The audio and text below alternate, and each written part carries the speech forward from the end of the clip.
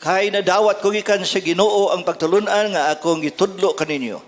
Nga ang Ginoong Hesus sa gabi, nga siya gibudhian, mikuha sa pan. Onya, nagpasalamat siya sa Dios. O gipikas-pikas niya ang pan ug mingon.